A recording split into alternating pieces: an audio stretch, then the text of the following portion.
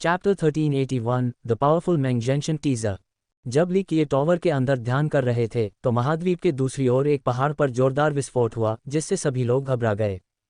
उन्होंने देखा कि आसमान में एक द्वार खुल रहा था। ये वह क्षेत्र था जहां ली किए ने मेंग जेंटियन को उधार ली गई शक्ति से दबाने के लिए निषिद्ध क्षेत्र को जोड़ा था। जेंटियन पर काली रोशनी बरस रही थी, लेकिन इस विस्फोट के बाद सब कुछ बदल गया। आकाश में पोर्टल वास्तव में उसके द्वारा परिष्कृत किया गया था। इस समय उसके नियम एक विशाल कड़ाही बन गए। उसने इन सभी काली रोशनी को परिष्कृत करने के लिए एक अविश्वसनीय शक्ति का उपयोग किया। लगातार भिनभिनाने वाली आवाज के साथ रोशनी धीरे धीरे बदल गई, जिससे अंधेरे का संबंध अमर संबंध में बदल गया। इस अद्भुत दृश्य को देखकर कई लोग हिल गए। ज्ञानी लोगों को अचानक कुछ समझ में आया। एक आदर्श व्यक्ति डर से कांप उठा। बहुत शक्तिशाली, उसने वास्तव में अंधेरे निर्णय को कानूनों में बदल दिया। वह निषिद्ध क्षेत्र की शक्ति को अपने में बदल रहा है। हर कोई जानता था कि यह निषिद्ध शक्ति अजेय थी। यहाँ तक कि सबसे शक्तिशाली देव राजा भी बच नहीं पाएंगे। उन्हें अपने स्वयं के कानूनों में परिष्कृत करना तो दूर की बात है। यह एक अत्यंत स्वर्ग विरोधी कार्य था। केवल पूर्ण आत्मविश्वास वाले प्रतिभाशाली लोग ही इसका प्रयास कर सकते थे, क्योंकि उन्हें अंधेरे निर्णय के प्रतिशोध को झेलने और राख में बदल जाने का जोखिम था।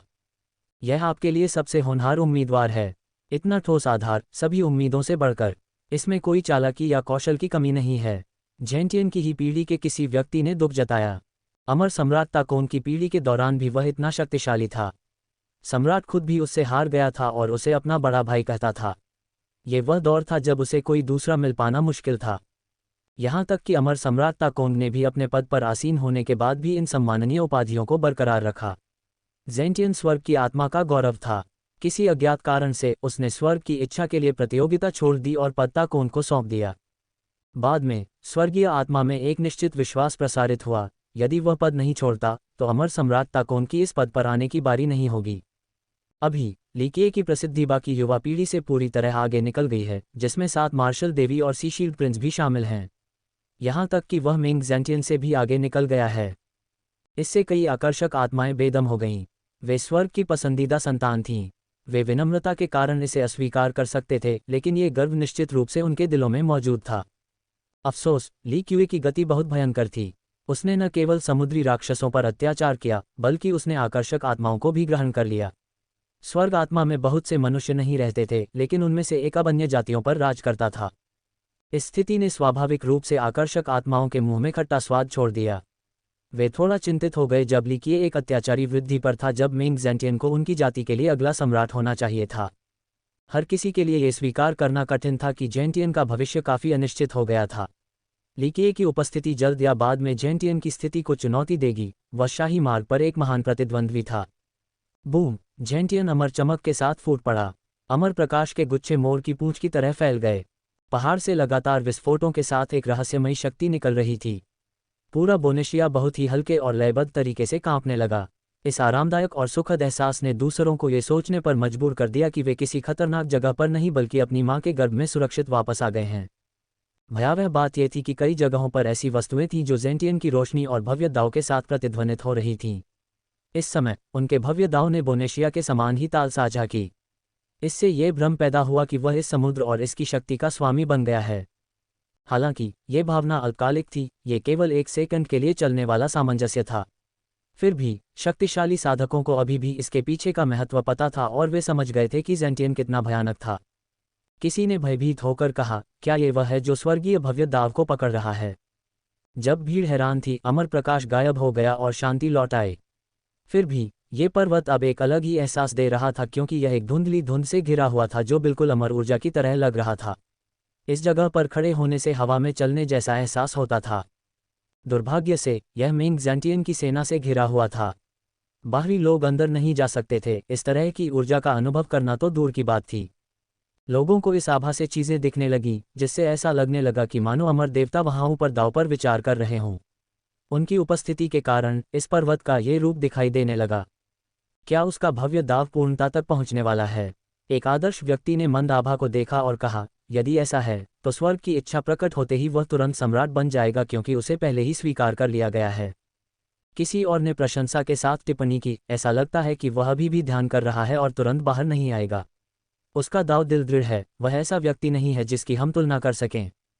काओ गुजियान, जिसे निषिद्ध शक्ति द्वारा दबाया गया था, ली क्यूई द्वारा मारा गया था। हालांकि ज़ेंटियन पागल या क्रोधित नहीं हुआ। उसने दाव पर विचार करने के लिए अपने शांत हृदय को बनाए रखा। उसके दाव हृदय में अभी भी लहरों के मामूली संकेत नहीं थे।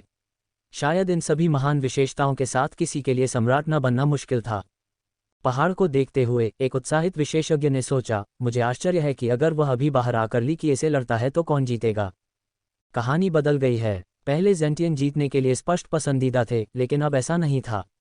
दो प्रमुख उम्मीदवारों के एक दूसरे से भिड़ने की कल्पना मात्र से ही अन्य लोग उत्साह से भर जाते थे।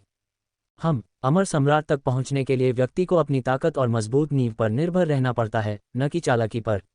एक आकर्षक आत्मा ने व्यंग्यात्मक लहजे में ठंडे स्वर में उत्तर दिया। अभी लीकिया बहुत शक्तिशाली था और अपनी निर्दयता के लिए भी कुख्यात था। वह एक संप्रदाय को तुरंत नष्ट कर देता था, इसलिए बहुत से लोग उसे नीचा दिखाने या उसका उपहास करने की हिम्मत नहीं करते थे।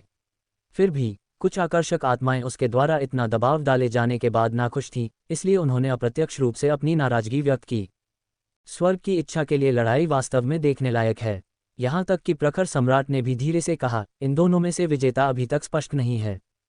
ऐसा कहते हुए उसने पुरेसिन की ओर देखा और कहा, कितनी शर्म की बात है भाई।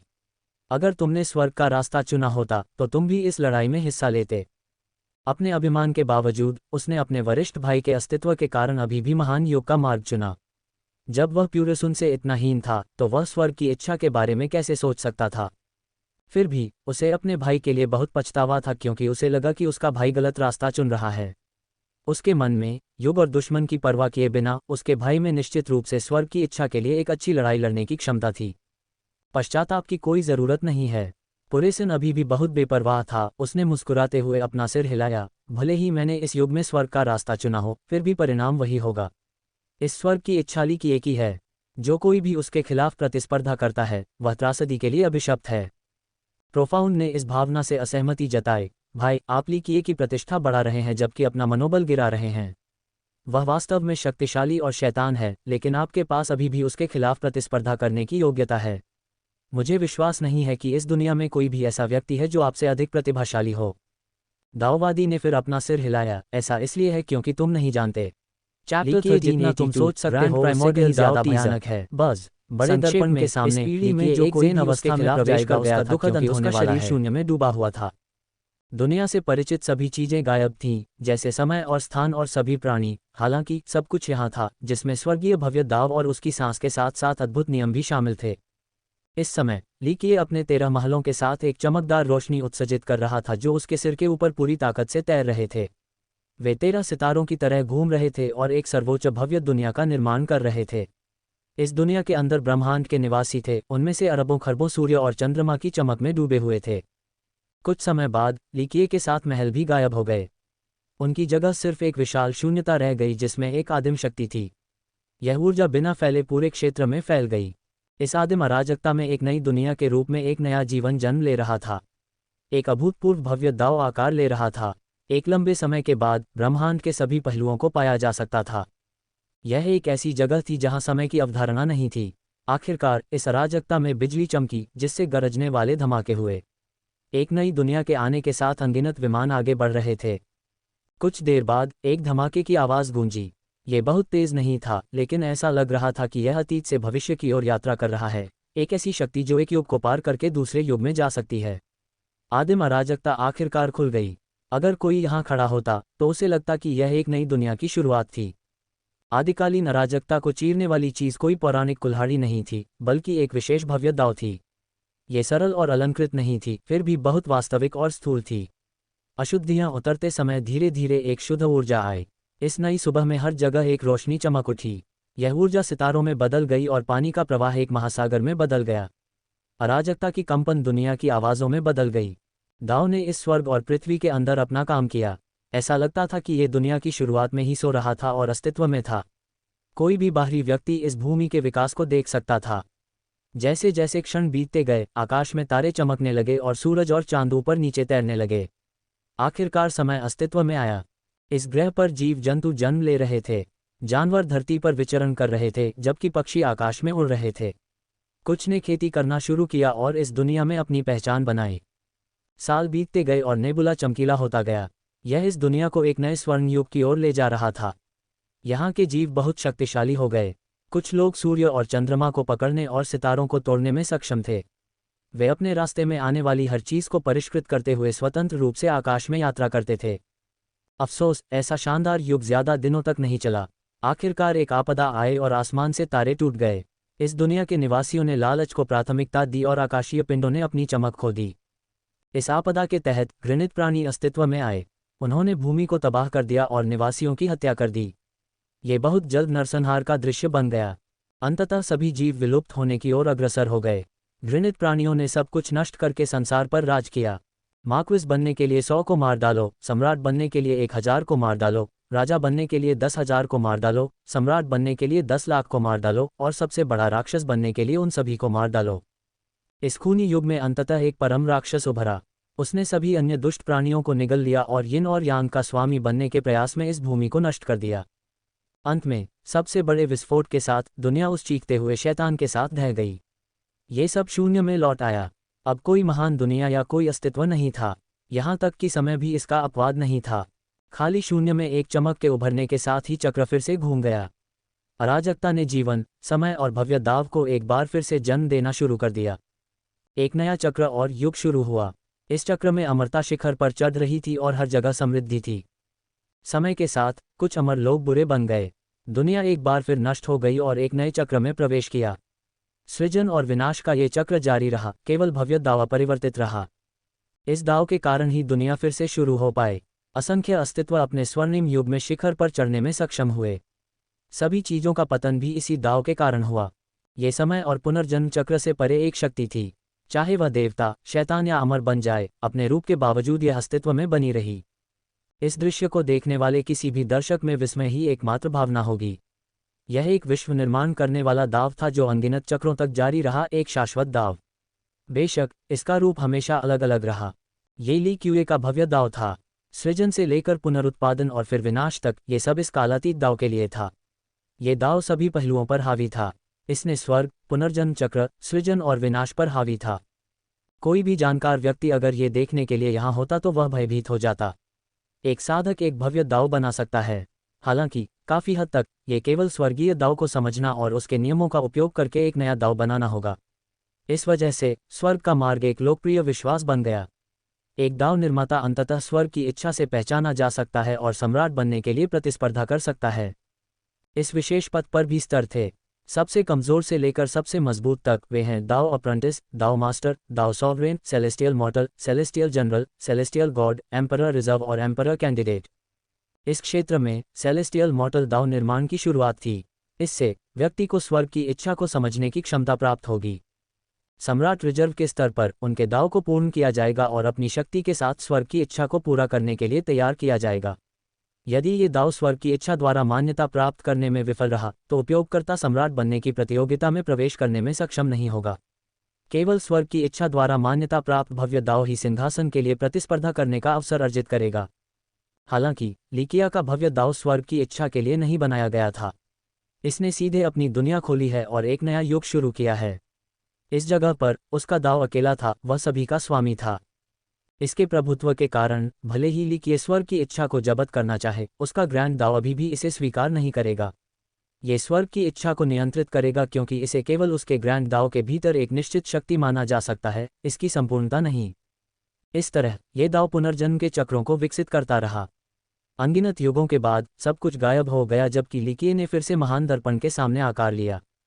इस समय उसने अपनी आंखें खोलीं और एक अत्यंत स्पष्ट और सरल चमक दिखाई दी।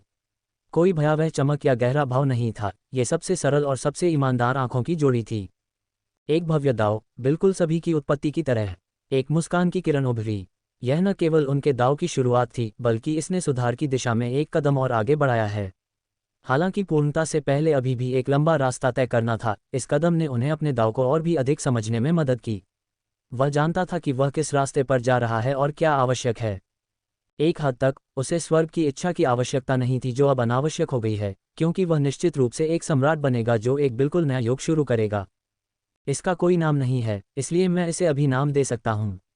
लिकिया ने हंसते हुए खुलकर कहा, चूंकि यह मेरे द्वारा बनाया गया है तो चलिए इसे 7 रातों का दाव कहते हैं। 7 रातें दाव, उनकी आकस्मिक टिप्पणी ने उनकी रचना का नाम तय कर दिया है। वह खड़ा हुआ और बड़े दर्पण को देखा। उसका मूल स्वरूप फिर से बहाल हो गया था। अब वहाँ कोई शून्य नहीं था, इसलिए वह एक बार फिर चांद जैसा लग रहा था, जिसकी सतह खुरदरी थी और आकार अलंकृत नहीं था। उन्होंने मुस्कुराते हुए कहा, ए कुनपेंग, शायद मुझे एक दिन एक अद्वितीय दिव्य जानवर तैयार करना चाहिए, जो बाकी सभी को पीछे छोड़ देगा। उद्धरण चिन्ह। Chapter 1383 parting teaser. बाहर की ओर बहुत से लोग अष्टकोणीय मीनार की ओर देखते हुए प्रतीक्षा कर रहे थे। हालांकि उनमें से कोई भी नहीं जानता था कि अंदर कैसे जाना है, लेकिन कोई भी हार मानने को तैयार नहीं था। यह विशेष रूप से मजबूत भीड़ के लिए सच था। वे सभी एक सर्वोच्च रचना प्राप्त करने की उम्मीद में अंदर देखना चाहते थे। आखिरकार लीकिए के बाहर आने के साथ ही गेट खुल गया। उसके रूप रंग में बहुत ज्यादा बदलाव नहीं थे, लेकिन रुयान का समूह काफी समझदार था। उन्होंने उसके हाव भाव से साफ साफ देखा कि उसके घाव पूरी तरह से ठीक हो गए हैं। दाओवादी ने इन प्रतिभाशाली लोगों के समूह से भी ज्यादा देखा। लीकेय को देखकर उसकी आंखें चमक उठीं। अतीत में उसने लीकेय को एक ऐसे अथाह जानवर के रूप में देखा था जो किसी भी क्षण सभी दुश्मनों को निगल सकता था। लेकिन अब उसे लगा कि लीकेय बहुत सरल था, जैसे कि वहां कुछ भी नहीं था। अंत में उसने एक क्षणभंगुर झलक देखी, जहां लीकेय ही दुनिया थी और दुनिया ही लीकेय थी, एक सर्वव्यापी और सर्वव्यापी प्राणी। इस क्षणभंगुर विचार के साथ दाओवादी को अचानक कुछ समझ में आ गया। उसने एक शाश्वत भव्य दाव देखा, जो एक नया युग बनाने में सक्षम था। स्वर्ग की इच्छा का अब स्वामी है। पूर्व निर्धारित निष्कर्ष को देखकर उसने धीरे से आह भरी। इससे पहले उसे अभी भी कुछ संदेह था, लेकिन लीकिए के टॉवर से उभरने के बाद उसे पता था कि रहस्य खत्म हो गया था। लीकिए का इस पीढ़ी में सम्राट बनना निश्चित था। हर कोई उसके जैसा समझदार नहीं था। दूसरे लोग इस आदमी को देखते हुए उत्सुक हो गए, खास तौर पर कि उसने टॉवर के अंदर क्या खजाने या दौलत हासिल की होगी। अफसोस, कोई भी लीकिए से पूछने की हिम्मत नहीं करेगा, खासकर तब जब वह शब्दों को तोड़ना मरोड़ना पसंद नहीं करता। बधाई हो, भाई ली। इस पीढ़ी में कोई भी आपके मार्ग को रोक नहीं पाएगा, दाओवादी ने थोड़ा झुककर ईमानदारी से कहा। लीकिए ने ताओवादी को घूरते हुए हंसते हुए कहा, यह शर्म की बात है कि आपने स्वर्ग का रास्ता नहीं चुना। सच तो यह था कि लीकिए को पुरेसुन बहुत पसंद था। अगर वह इस पीढ़ी में नहीं आता तो शायद उसने पुरेसुन को प्रशिक्षित किया होता। तुम्हारे आसपास होने से अगर मैं कहीं आराम कर सकूं तो मैं पहले से ही संतुष्ट हूं, पुरेसन ने बेफिक्री से कहा। वह एक खुले विचारों वाला व्यक्ति था और जानता था कि स्वर्ग की इच्छा की प्रतियोगिता में लीकिए के भावी प्रतिद्वंद्वियों के लिए ये कितना दुखद था। बेशक यह उसके लिए कोई मायने नहीं रखता था, क्योंकि उसकी ऐसी कोई महत्वाकांक्षा नहीं थी। आप अभी भी इस युग से बच सकते हैं, लीकिए मुस्कुराया। दाओवादी ने अपना सिर हिलाया, कोई ज़रूरत नहीं, मुझे इस पीढ़ी में ज़्यादा कुछ नहीं चाहिए। जीवन में टहल पाना ही मेरे लिए काफ़ी है। भविष्य में सिर्फ तुम्हारी प्रतिभा देखना ही सार्थक होगा। लीकिए ने सम्मान के भाव से टिप्पणी की, बहुत कम लोग सभी युगों में आपकी तरह स्वतंत्र हो सकते हैं। मुझे आप जैसे किसी व्यक्ति से दोस्ती करनी चाहिए। लीकिए से ऐसी टिप्पणी पाना एक अतुलनीय सम्मान कहा जा सकता है। बहुत कम लोगों को उनसे इतना उच्च मूल्यांकन प्राप्त हुआ होगा। ताओवादी ने कोई उत्तर नहीं दिया और केवल गहरा सिर झुकाया। इसमें कोई आश्चर्य की बात नहीं थी कि लीकिए ने उसके बारे में इतना सोचा। अगर दाओवादी वास्तव में ऐसा चाहता था तो उसके पास फिर से शुरू करने के लिए सब कुछ छोड़कर भविष्य में एक मौका था। उसकी प्रतिभा के साथ सम्राट बनना केवल समय की बात थी। चलो चलें, लीकिए खुशी से मुस्कुराया। समूह को सूचित करने के बाद वह प्रस्थान के लिए तैयार था। प्योरसन ने अपने बगल में खड़े प्रोफाउंड की ओर देखा और पूछा, जूनियर भाई, क्या आपके पास कोई योजना है? प्रोफाउंड और लीकिए के बीच अभी भी कुछ शिकायतें थीं। भले ही उसने लीकिए से लड़ने की कोशिश नहीं की, लेकिन उसे वह आदमी देखने में काफ़ी अप्रिय लगा। प्रोफाउंड एक घमंडी व्यक्ति था। ये जानते हुए भी कि वह हीन है और लीकिए भविष्य में सम्राट बन सकता है, फिर भी वह किसी का पक्ष लेने की कोशिश नहीं करेगा। लीकिए के प्रति उसकी सामान्य नाराज़गी में कोई बदलाव नहीं आया। मुझे एक जगह मिल गई है, प्रोफाउंड ने जवाब देने से पहले एक पल सोचा। मैं इस पर हमला करना चाहता हूं और देखना चाहता हूं कि मैं अंदर जा सकता हूं या नहीं। क्या आप चाहते हैं कि मैं आपकी मदद करूं? प्रोफाउंड के अनिश्चित चेहरे को देखकर प्योरसन मुस्कुराया। प्योरसन ने हमेशा प्रोफाउंड को एक सच्चे छोटे भाई के रूप में देखा था, जबकि प्रोफाउंड ने उसे एक बड़े भाई के रूप में सम्मानपूर्वक व्यवहार किया था। जब भी ज़रूरत होती थी, प्योरसन अपनी पूरी ताकत लगाकर प्रोफाउंड की मदद करता था। जहां तक प्रोफाउंड की बात है तो वह अपने बड़े भाई को कभी मना नहीं करता था। अच्छा, आपकी मदद से हम ये काम ज़रूर पूरा कर लेंगे। प्रोफाउंड ने कोई दिखावा करने की जहमत नहीं उठाई और तुरंत सहमत हो गया। वह आमतौर पर किसी और से मदद नहीं लेता था, लेकिन चूंकि उसके भाई ने मदद मांगी थी, इसलिए उसे गर्व से इनकार करने की कोई ज़रूरत नहीं थी। भाई ली, जब तक समय बीतता रहेगा हम फिर मिलेंगे। दाओवादी ने लीकिए की ओर अपनी मुट्ठियां मोड़ लीं। मुझे उम्मीद है कि वह दिन आएगा ली किए ने जवाब में हंसते हुए कहा। दाओवादी और प्रोफाउंड ने रुयान और जियांशी को अलविदा कहा। प्रोफाउंड ने ली किए को अलविदा कहने की जहमत नहीं उठाई। किसी ऐसे व्यक्ति के लिए शिष्टाचार जरूरी नहीं था जिसे वह पसंद नहीं करता था। ली किए ने इस गर्वपूर्ण इशारे पर कोई आपत्ति नहीं जताई और अपने चेहरे पर मुस्कान बनाए रखी। उनके जहाज अंततः झील से बाहर निकल गए और आकाश में मुख्य क्षेत्र में गहराई तक चले गए। ली किए को जाते देख सभी को राहत मिली। एक ने अफसोस के साथ कहा, कितना अफसोस है, हम उसके और जेंटियन के बीच लड़ाई नहीं देखेंगे। किसी ने जेंटियन के पहाड़ की ओर देखा और कहा, ऐसा होगा। एक बार जब जेंटियन अपनी साधना से बाहर आ जाएगा तो वह शायद बदला लेने के लिए ली किए से मिलने आएगा। बस बोन्सिया में रहो और हम निश्चित रूप से लड़ाई देखेंगे। अमर ऊर्जा अभी भी पहाड़ पर हल्के से दिखाई दे रही थी, इसलिए जेंटियन निश्चित रूप से अभी भी ध्यान कर रहा था। ली किए के जाने के बाद सभी शांत हो गए। उनकी नज़रें टावर की ओर मुड़ गईं। कुछ लोग काफ़ी उत्साहित थे और यहाँ तक कि अंदर घुसने की कोशिश करने के बारे में भी सोच रहे थे।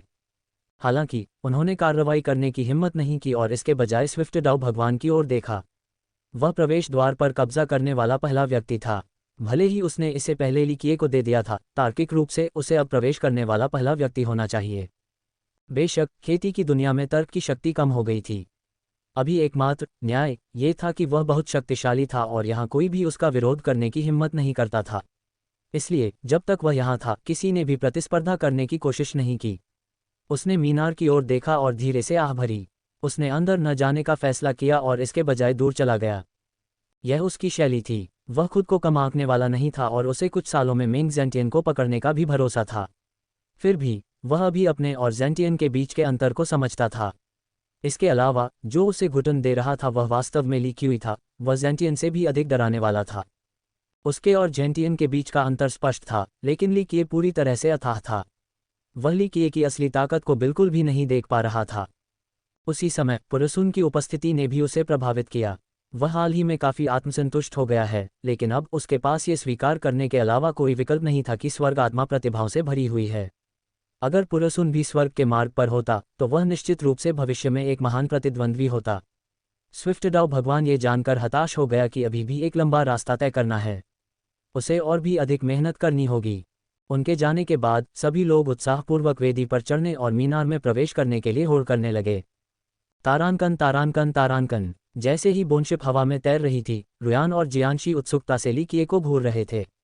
सर्वोच्च सुंदरियों के रूप में उनके वर्तमान भाव प्रलोभन से भरे हुए थे और उन्हें और भी अधिक अनूठा बना रहे थे।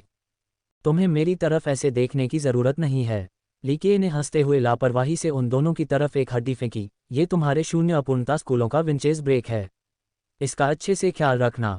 अगर तुम इसे फिर से खो दोगे तो इसे दूसरी बार ढूंढना इतना आसान नहीं होगा। उन दोनों ने हड्डी स्वीकार कर ली और उसे ध्यान से देखने के बाद कहा, यह असली है, हमें अंततः यह मिल ही गई। उनका उत्साह बेकाबू था। उनका स्कूल अब तक इस तकनीक की खोज कर रहा था, लेकिन कोई फायदा नहीं हुआ। उन्हें लगा कि इससे उनके पूर्वजों की आत्मा को शांति मिलेगी। दोनों ने हड्डी के इस टुकड़े को सहलाते हुए बुदबुदाया, विंचेज ब्रेक। उन्होंने सपने में भी नहीं सोचा होगा कि वे ही इसे स्कूलों में वापस लाएंगे। धन्यवाद यंग नोबल। रुयान अनियंत्रित थी और उसने जोश में ली किए को चूमा। क्या तुम मेरा फ़ायदा उठा रहे हो? ली किए ने चुंबन का शिकार होने के बाद हंसी। उसने मुंह बनाया और अपनी सुंदर आंखों से घूरते हुए कहा, अगर मैं हूं भी तो बस मुझे थोड़ी देर के लिए रहने दो। Chapter 1394 2 week teaser. Some charming spirits wanted nothing more. कुछ आकर्षक आत्माएं ली किए को उसके अहंकारी बयानबाजी के कारण टुकड़े टुकड़े करने के अलावा और कुछ नहीं चाहती थीं। चरम यांग सम्राट ने ठंडे स्वर में कहा, ली किए, आप बहुत शक्तिशाली अभिनय कर रहे हैं। क्या आपको लगता है कि आप पहले से ही एक अमर सम्राट हैं? दाओवादी लिन ने भी गुस्से से कहा और इशारा किया, हमेशा एक ऊंचा पहाड़ और एक महान व्यक्ति होता है। अपना मुंह चलाते रहो और हवा तुम्हारी जीभ काट सकती है। ली किए ने सहजता से मुस्कुराते हुए जवाब दिया, व्यवहारिक रूप से कोई अंतर नहीं है क्योंकि कोई भी मुझसे पहले सिंहासन पर चढ़ने की हिम्मत नहीं करता है। वर्तमान पीढ़ी में भले ही मुझे अभी तक चढ़ना बाकी है, देवताओं को अभी भी आज्ञाकारी रूप से किनारे पर खड़ा होना होगा। इस अनौपचारिक लेकिन दबंग टिप्पणी ने सभी को चौंका दिया। कौन ऐसे शब्द बोलने की हिम्मत करेगा? शायद मेंग जेंटियन भी ऐसा करने की हिम्मत नहीं करेगा। इतनी बड़ी आवाज़। दाओवादी लिन ने एक गहरी मुस्कान प्रकट की, आपकी मोटी चमड़ी निश्चित रूप से बेजोड़ है। मुझे लगता है कि जब कोई कर नहीं होता है तो लोग अपनी मर्जी से जितना चाहें उतना मुंह चला सकते हैं। लोगों को समझाने के लिए आपको अपनी असली योग्यता दिखाने की ज़रूरत है। असली योग्यता? तुम और यांग ब्रैट एक साथ आ सकते हैं, मैं 3 से 5 चालों में तुम्हारा सिर काट दूंगा। ली किए ने लिन के उपहास की परवाह किए बिना बेफिक्र होकर कहा। ये सुनकर दोनों के बीच काफ़ी झगड़ा हो गया। उनका शुरुआती झगड़ा और भी बढ़ गया क्योंकि इतनी बेइज्जती पाकर एक मूर्ति भी क्रोधित हो जाती है। ली, मैं जानता हूं कि तुम मजबूत हो, लेकिन हम 5 चालें संभाल सकते हैं। चरम यांग सम्राट क्रोधित था। वे दोनों अपने अपने क्षेत्रों के शासक थे। अगर वे 2 चालें नहीं संभाल सकते तो उन्हें अब सार्वजनिक रूप से खुद को दिखाने की कोई ज़रूरत नहीं थी। आओ देखो मैं तुम्हें 5 चालों में कैसे हरा दूंगा। ली किए को वर्तमान स्थिति की परवाह करने में बहुत आलस आ रहा था। वह मिंग ज़ेंटियन की ओर देखना भी नहीं चाहता था। ताओवादी लिन राजा के साथ खड़ा हुआ और चिल्लाया, ठीक है ली किए, हम इसे 3 चालों में निपटा देंगे। उसे यह विश्वास ही नहीं हुआ कि ली किए उन्हें इतनी कम चालों में मार सकता है, जबकि उनके पास अभी भी शक्तिशाली कार्ड मौजूद थे। धमाका, दोनों की रक्त ऊर्जा बिना किसी रोक टोक के ऊपर उठ गई। उन्होंने अपनी चरम युद्ध अवस्था ग्रहण कर ली। लिन के शरीर से खिलते हुए कमल की तरह पवित्र प्रकाश निकला, जबकि राजा की अग्नि प्रज्वलित हुई। वह एक ऐसा सूर्य बन गया जिसने भयानक तापमान उत्सर्जित किया, जिससे लोगों को पीछे हटने पर मजबूर होना पड़ा। क्लैंक, इस समय दोनों ने अपने हथियार निकाल लिए। एक शाही हथियार था जबकि दूसरा एक भव्य पूर्णता वाले अमरकाया उपयोगकर्ता की कलाकृति थी। मरो, दोनों ने एक ही समय में अपनी सबसे शक्तिशाली चाल के साथ हमला किया। बूम, पूरा महाद्वीप उनके हमलों से कांप उठा। राजा की चाल एक विशालकाय अग्नि ड्रैगन की तरह लग रही थी जो आगे की ओर उड़ रहा था। उसमें इतना भयानक क्रोध था कि वह देवताओं को भी भस्म कर सकता था। इसकी भयंकर गर्जना से कई लोग घबरा गए और सुरक्षित दूरी बनाए रखी। दाओवादी लिन के हथियार की भी गूंज हुई। आसमान से कई पवित्र किरणें उतरी, मानो वे ली किए को जज कर रही हों। ये किरणें उसके शरीर और नियमों को अपने में समाहित करके उसे विघटित करना चाहती थीं। राजा ने चरम यांग काया विकसित की थी जबकि लिन के पास शून्य अपूर्णता काया थी। उनका संयुक्त हमला वास्तव में शक्तिशाली था। वास्तव में ये दोनों बिल्कुल भी कमज़ोर नहीं थे। अफसोस, वे कई दिन पहले पुरेसन द्वारा पूरी तरह से पराजित हो गए थे, इसलिए ये गलतफहमी पैदा हुई कि वे महत्वहीन और कमज़ोर थे। वास्तव में पुरेसन बस बहुत शक्तिशाली था। अपनी वर्तमान शक्ति पर पिछली पीढ़ी के कुछ ही गॉड किंग्स उसके खिलाफ लड़ने या उसे अपनी तलवार बाहर निकालने के लिए मजबूर करने में सक्षम होंगे। जो लोग उससे लड़ सकते हैं उन्हें मिंग ज़ेंटियन के स्तर का होना चाहिए। शक्ति का ये प्रदर्शन देखकर भीड़ के दिल धड़क उठे। वे वाकई प्रतिभाशाली खिलाड़ी थे, भले ही वे प्यूरिसन के मुकाबले में नहीं थे। ली किए ने इस हमले के सामने अपनी आंखें नहीं झपकाईं। एक पल में उसका शरीर एक ही समय में सभी 4 अमर शरीरों से जगमगा उठा। जरा कल्पना करें कि चारों शरीर एक साथ फूट पड़े तो क्या होगा। अनंत वजन, अनंत शक्ति, अनंत गति और अनंत बचाव। अन्य सभी आक्रामक और रक्षात्मक साधन निरर्थक हो गए। सबसे मजबूत हमला भी उनकी संयुक्त शक्ति के सामने टिक नहीं पाएगा और सबसे मजबूत बचाव भी कागज के टुकड़े की तरह कमजोर हो जाएगा। धमाका, क्रैक, धमाके के बाद हड्डियां चटकने जैसी आवाजें आईं। 2 शव खून की उल्टी करते हुए आसमान में उड़े और फिर जोर से जमीन पर गिरे। लिन और राजा दोनों ही जमीन पर पड़े थे और उनका खून धीरे धीरे बह रहा था। वे अपने हथियारों के सहारे भी खड़े नहीं हो पा रहे थे। ली किए बहुत तेज और शक्तिशाली था। अगर उनके हथियार टक्कर से पहले पल भर में उनकी रक्षा नहीं करते तो वे अब तक बहुत दूर जा चुके होते। ली किए की शारीरिक बनावट अभी तक भव्य पूर्णता तक नहीं पहुंची थी, लेकिन उनकी निपुणता का मतलब था कि यह इस स्तर को प्राप्त करने से बहुत दूर नहीं था। ली किए को एक क्षण में देखकर जेंटियन ने भी अपनी भौहें ऊपर उठाईं। उसकी शारीरिक बनावट इतनी तेज थी कि जेंटियन भी तुरंत रहस्यों को नहीं देख पाया। अचानक जेंटियन को एक अशुभ एहसास हुआ जिसे वह स्पष्ट रूप से बयान नहीं कर सका। दृश्य तुरंत शांत हो गया और सभी ने गहरी सांस ली। अगर जेंटियन इसे समझ नहीं पाया तो स्वाभाविक रूप से अन्य लोग और भी अधिक भ्रमित होंगे। दाओवादी पुरेसुन भी चौंक गया। उसे ली किए के कई अमर शरीर विकसित करने पर संदेह हुआ। हालांकि उसने अभी इस अनुमान की पुष्टि करने की हिम्मत नहीं की। दर्शक विशेषज्ञ एक दूसरे को आश्चर्य से देखने लगे। किसी ने नहीं सोचा था कि ये दोनों मिलकर ली किए के एक भी वार को रोक नहीं पाएंगे। यह उनकी समझ से परे एक स्वर्ग विरोधी शक्ति थी। इससे पहले कुछ लोग नाखुश थे जबकि अन्य लोग उससे घृणा भी करते थे, लेकिन अब ये लोग अंदर से कांप रहे थे और अनादर दिखाने की हिम्मत नहीं कर रहे थे। यह विशेष रूप से आकर्षक आत्माओं के लिए सच था। ली किए का अभी उठाया गया कदम एक बड़ी बाधा थी। बहुत कमज़ोर ली किए ने बिना किसी परवाह के यह बात कही। उसके बेपरवाह रूप ने सभी को अवाक कर दिया। अष्टकोणीय मीनार में चिंतन करने के बाद उसकी साधना पहले से भी अधिक मजबूत हो गई।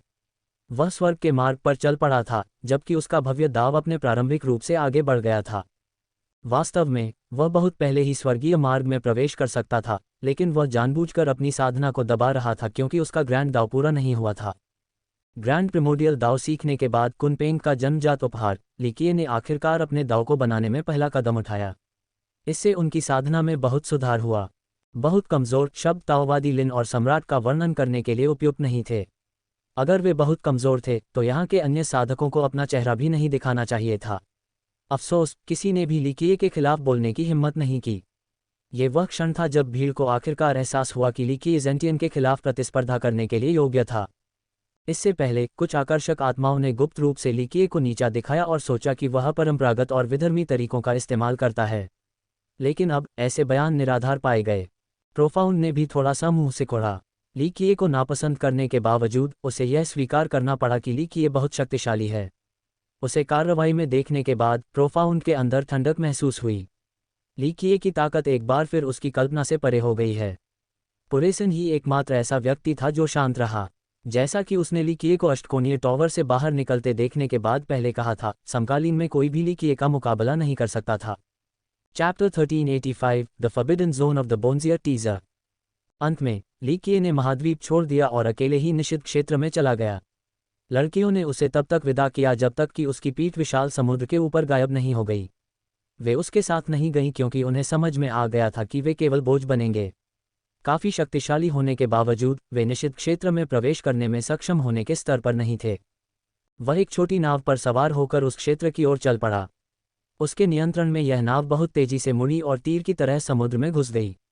वह अंततः इस निषिद्ध क्षेत्र के किनारे पर पहुंच गया और नाव रोक दी। इस किनारे पर कोई भी नजर नहीं आ रहा था। रास्ते में कई खजाने की तलाश करने वाले लोग थे, लेकिन ये जगह पूरी तरह से वीरान थी। एक भी कंकाल नहीं मिला।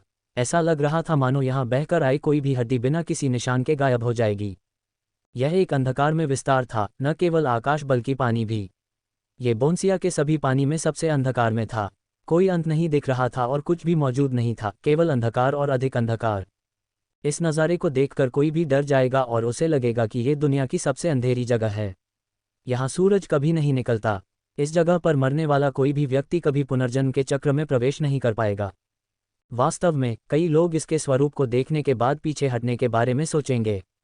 समय की शुरुआत से ही कई आत्मविश्वासी देव राजाओं ने प्रवेश करने की कोशिश की थी, लेकिन कुछ ही जीवित बच पाए।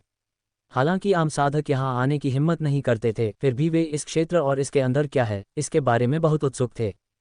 ये सब इस क्षेत्र में सम्राटों, वृक्ष पिताओं और समुद्र देवताओं जैसे महान प्राणियों के प्रवेश की अफवाहों के कारण था। सबसे अजीब बात यह थी कि हर समुद्री देवता बिना किसी अपवाद के इस स्थान पर आया करता था। ऐसा क्यों हुआ? अंदर ऐसा क्या था जिसने इन समुद्री देवताओं को आकर्षित किया? इस मामले को लेकर अटकलें स्वर्ग आत्मा में व्याप्त थीं। कुछ लोगों ने कहा कि सर्वोच्च कलाकृति त्रिशूल निषिद्ध क्षेत्र से आया था। इस वजह से ये समुद्र देवता इसकी उत्पत्ति की खोज में लगे होंगे। बेशक कोई भी इस विशेष दावे की पुष्टि नहीं कर सकता था। समुद्र देवताओं ने खुद इस मुद्दे पर अपना मुंह बंद रखा, यहाँ तक कि अपने वंशजों और शिष्यों से भी नहीं। उन्होंने भी इसके बारे में कभी नहीं लिखा था।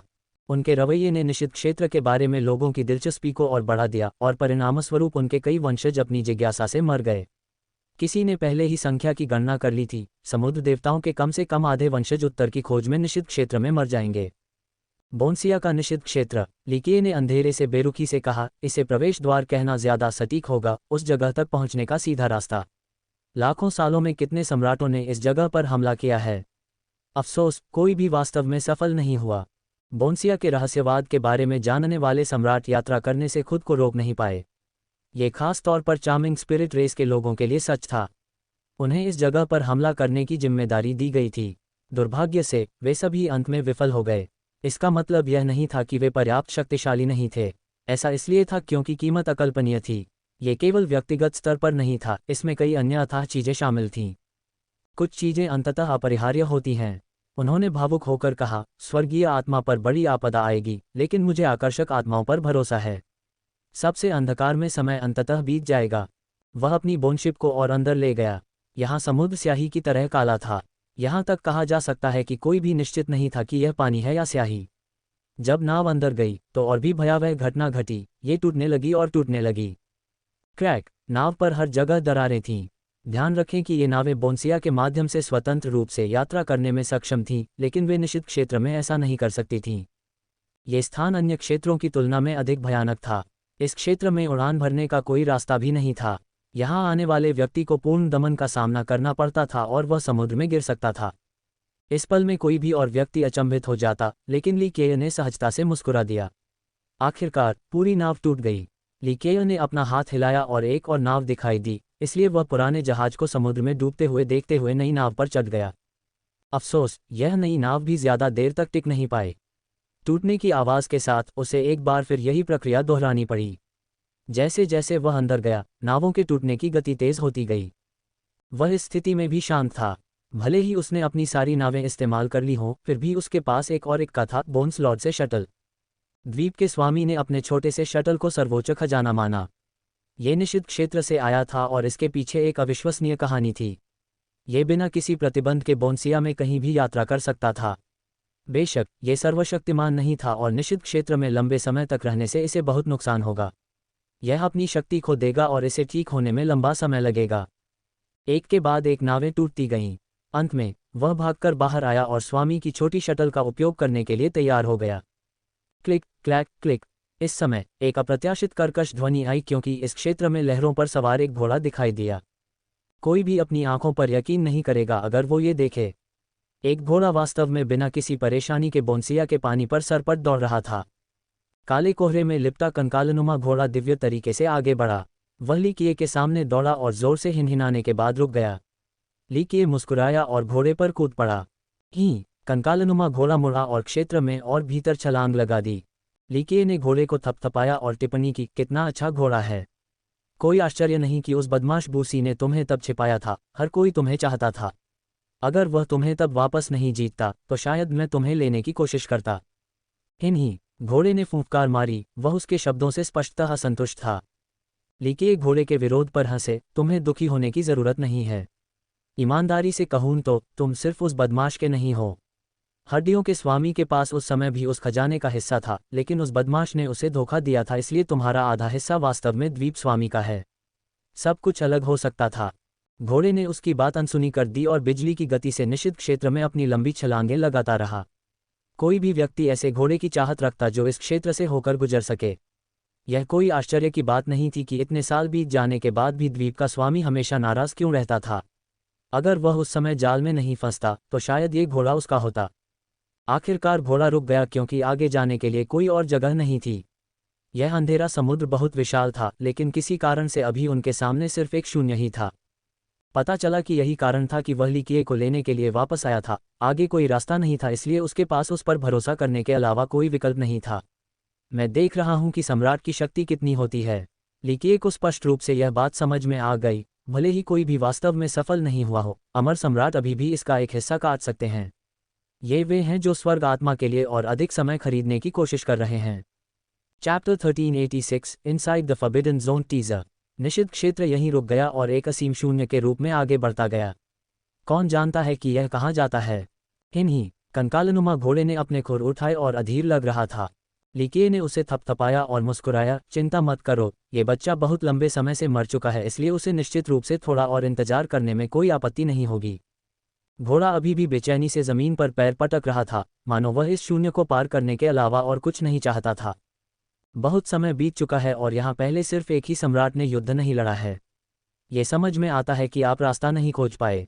एक के बाद एक युद्ध हुए, इसलिए ये जगह खंडित हो गई है। ली किए ने सपाट लहजे में कहा। उसे पता था कि घोड़ा इतना बेचैन क्यों था। घोड़ा उससे सहमत दिख रहा था। वह मुस्कुराया और बोला, ठीक है, मैं तुम्हें यहाँ से आगे ले जाऊंगा, लेकिन मुझे कुछ और काम है, इसलिए मैं तुम्हारे साथ नहीं जा सकता। उस समय तुम पुरानी सड़क ढूंढ पाओगे या नहीं, ये तुम पर निर्भर करेगा। इस बार घोड़े ने अप्रत्याशित रूप से हिनहिनाया नहीं। वह शून्य की ओर ऐसे देख रहा था मानो अपनी यादों में पुराने रास्ते को याद करने की कोशिश कर रहा हो। ली किए ने द्वीप के स्वामी से छोटी शटल ली और अंदर कूद गया। घोड़ा बिना किसी हिचकिचाहट के उसके पीछे चला गया। चलो चलें। शटल के चमकने पर वह हंसा। उसका क्रिस्टल पतवार चमकदार हो गया। बस ये शून्य में ऐसे कूदा जैसे बाढ़ का ड्रैगन पानी में खेल रहा हो। इसने इस शून्य को समुद्र में एक गहरी खाई जैसा बना दिया। दरअसल आगे का ये विस्तार वास्तव में शून्य नहीं था। एक अमर सम्राट ने इस क्षेत्र को काटने के लिए स्वर्ग विरोधी साधनों का उपयोग किया था। यहाँ हुए नुकसान के बावजूद कई लोग इसे पूरी तरह से जीतने में विफल रहे थे। अंततः उन्होंने इस क्षेत्र को इस शून्य का निर्माण करके सील करने का विकल्प चुना। इस कटे हुए स्थान को पार करना इतना आसान नहीं था। जब तक किसी को रास्ता न पता हो या वह इतना मजबूत न हो कि सीधे उस स्थान से गुजर सके, तब तक वहां प्रवेश करना संभव नहीं था। कंकालनुमा घोड़े के साथ भी यही हुआ। वह लंबे समय से यहाँ नहीं था और इस कटे हुए रास्ते को नहीं जानता था, इसलिए वह अंदर नहीं जा सका। जैसे ही शटल शून्य में पहुंचा, अंधेरा फिर से दिखाई दिया और फिर एक पल बाद गायब हो गया।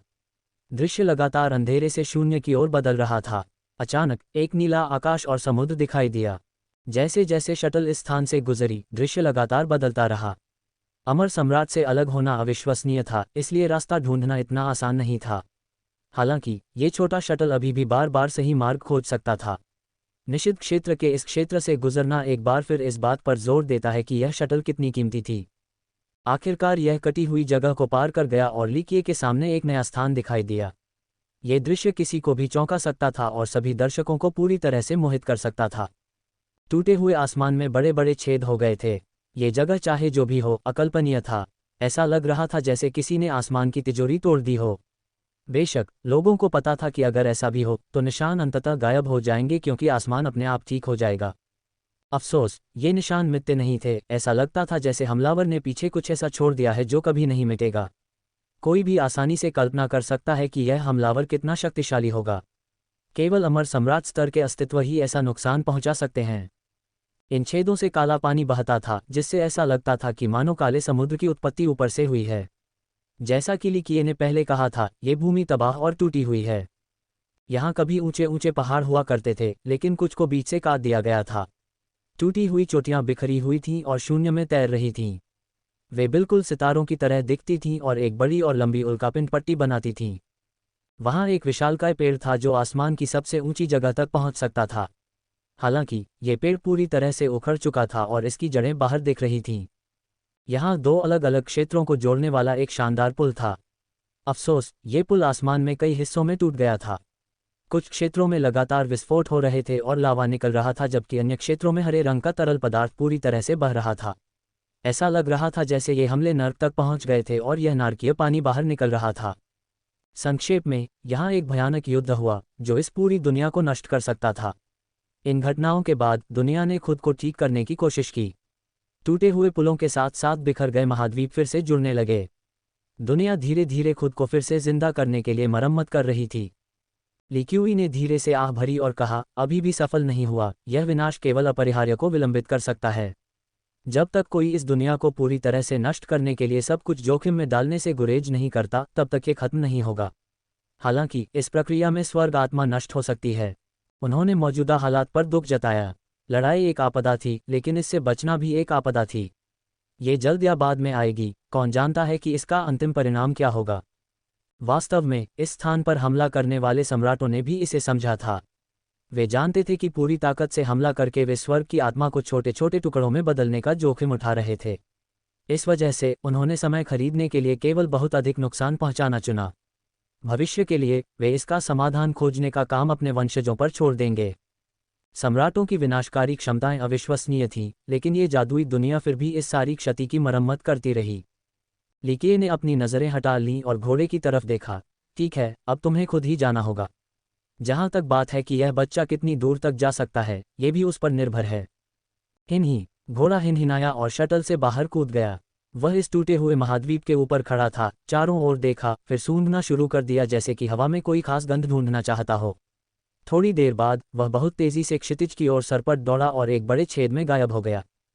क्या बदमाश है, मैं तुम्हें यहाँ तक लेकर आया और तुमने धन्यवाद भी नहीं कहा। लीकिये ने यह देखकर अपनी परछाई को डांटा। वह यहाँ बहुत देर तक नहीं रुका, क्योंकि इस क्षेत्र में यह बहुत खतरनाक था। हर कदम खतरे से भरा था, एक गलत कदम उसे राख में बदल सकता था। बेशक शटल ने उसे इन सब से बचाया, क्योंकि यह स्वचालित रूप से सभी खतरों से बच जाता था। ये शटल उसे इस क्षेत्र में समुद्र में तैरती मछली की तरह ले गया और खतरों से आसानी से बच निकला। यह क्षेत्र शटल के लिए घर जैसा लग रहा था। ये काफ़ी देर तक उड़ता रहा और फिर विस्फोटों के साथ एक निश्चित क्षेत्र में पहुंचा। धमाका, धमाका, धमाका। आगे एक बड़ी सी फनल थी और सारा काला पानी उसमें गिर रहा था। ऐसा लग रहा था कि यहाँ के सारे पानी का यही अंतिम गंतव्य है। लीकिये ने इस घटना को देखा और फिर आह भरी। इस बड़ी फनल की शक्ति बहुत शक्तिशाली थी। भले ही यह एबिस सागर में मौजूद भंवर से कमतर थी, फिर भी यह काफ़ी भयानक और खतरनाक थी। यहाँ तक कि अगर कोई देव राजा भी इसके अंदर गिर जाए तो वह टुकड़े टुकड़े हो जाएगा। अब अंदर जाने का समय हो गया है। उसने क्रिस्टल काया को सक्रिय करके तैयारी की। बस एक सेकंड में उसके शरीर से एक शानदार चमक निकल आई, जो क्रिस्टल की तरह चमकदार और पारदर्शी हो गई। शरीर और उसकी रोशनी से उसकी रक्षा होने के कारण कोई भी खतरा या जानलेवा इरादा उसे नुकसान नहीं पहुंचा सकता था। चैप्टर 1387 यिन यांग ताइजी टीजर। शटल ली केयर को बड़ी फनल में ले गई और अंधेरे पानी में डूब गई। इस अंधेरे के कारण ली केयर कुछ भी नहीं देख पा रहा था, लेकिन वह शटल को बढ़ते वेग के साथ नीचे गिरते हुए महसूस कर सकता था। कभी कभी यह हिंसक रूप से आगे पीछे हिलता था, जैसे कि यह किसी भी क्षण टूटने वाला हो। लीके ने मुस्कुराते हुए कहा, अगर यह नाव टूट गई तो वह हड्डी वाला बच्चा निश्चित रूप से क्रोधित हो जाएगा। उसने क्रिस्टल फिजिक को इसलिए सक्रिय किया था क्योंकि अगर नाव को कुछ हो जाता तो भी वह सुरक्षित रहता। भले ही नाव टूट जाती, लेकिन वह सुरक्षित रहता। कुछ समय बाद शटल रुक गई। पानी से होने वाले विस्फोट बंद हो गए और क्षेत्र में फिर से शांति छा गई। शटल भी बदल गया। कुछ देर पहले यह एकदम साफ था, लेकिन अब यह धूल से ढके जैद के एक धुंधले टुकड़े की तरह धूसर हो गया है। इसमें कोई संदेह नहीं कि फनल में गिरने के बाद शटल ने अपनी अधिकांश दिव्यता खो दी थी और उसे ठीक होने में लंबा समय लगा। लीके ने मुस्कुराते हुए कहा, हड्डी वाले बच्चे से दर्द के कारण खून बह रहा होगा। वास्तव में द्वीप के स्वामी ने लीकेय को शटल देने के बाद पहले ही दर्द महसूस कर लिया था। वह इसे कैसे नहीं देख सकता था। डार्क क्रो जैसे अस्तित्व को उसकी शटल उधार लेने की जरूरत नहीं होगी अगर वह केवल खेलने जा रहा था। वह समझ गया था कि डार्क क्रो इस प्रयास में पूरी ताकत लगाने वाला था, इसलिए उसने अपनी नाव को बहुत नुकसान होते देखने के लिए पहले से ही मानसिक रूप से तैयार कर लिया था। ये सब जानते हुए भी उसने आखिरकार लीकिए को नाव उधार दे दी। लीक्यूए शटल से बाहर कूद गया और अपने सामने खाली जगह को देखा। मुख्य अंतर यह था कि वहां एक बड़ा ताइजी आरेख था जो अपनी ही दुनिया जैसा लग रहा था। भले ही यह धीरे धीरे घूम रहा था, लेकिन ये कोर ही था जो बाकी सबको अपने साथ खींच रहा था। ध्यान से निरीक्षण करने पर पता चलता है कि ये आत्मीयता बहुत परिचित थी। ये बहुत ही अंधकार में था और सभी गुजरने वाले प्रकाश को निगलने में सक्षम था।